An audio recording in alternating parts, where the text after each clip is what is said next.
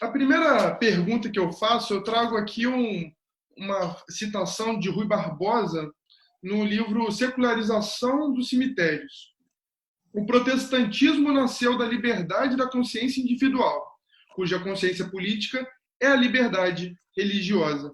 E aí a pergunta que eu faço, Cláudio, é se essa liberdade religiosa ela ainda é o ponto central do cristianismo da atualidade, do cristianismo contemporâneo.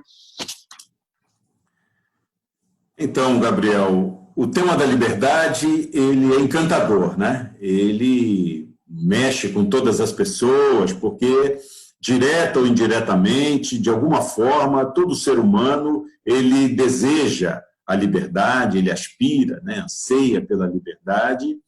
E essa citação que você trouxe, muito significativa na história, né, do pensamento brasileiro, do pensamento jurídico, não é? Mas também em outras esferas sociais, sempre religião e liberdade formaram um casamento assim, né?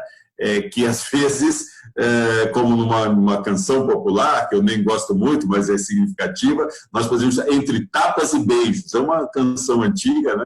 Que dizia assim, se de dia a gente briga, à noite a gente se ama. Que, de fato, as expressões religiosas sempre tiveram essa ambiguidade, né, de, por um lado, defender a liberdade, porque está sempre nos seus fundamentos, né, especialmente a expressão mais livre de uma espiritualidade, um relacionamento com Deus, né, ou com o sagrado, com o divino, mas, por outro lado, na sua organização interna, nas suas instituições, nem sempre a liberdade prevaleceu.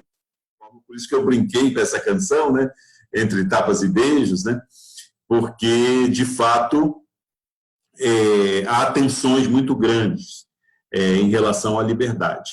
Eu, por exemplo, sou admirador dessa tradição protestante que a gente aprendeu na infância e assumiu, né, como trajetória de vida. E depois eu tive a minha experiência, a minha vida sendo reforçada por vários pensadores que tocam muito nesse ponto.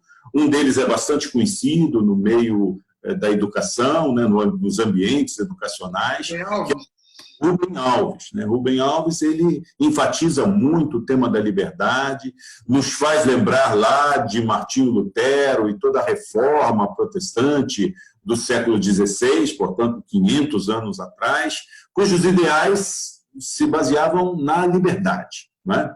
Ele mesmo escreveu um livro muito interessante chamado Protestantismo e Repressão. Esse livro nós encontramos com facilidade, mas agora editado com outro título, que é Religião e Repressão, justamente para dar esse contexto mais amplo das religiões, que, ora, são espaços e agenciamentos assim, de profunda liberdade, né, onde as pessoas podem se encontrar existencialmente e viverem a sua fé autenticamente, e outra hora a religião, né, se coloca como restrição à liberdade, né, por diversas situações. E ele faz essa pergunta em relação às igrejas evangélicas, no caso protestantes, né, podemos aqui lidar com esses termos em termos de sinônimos, né, protestantismo ou igrejas evangélicas, para nós pode ser considerado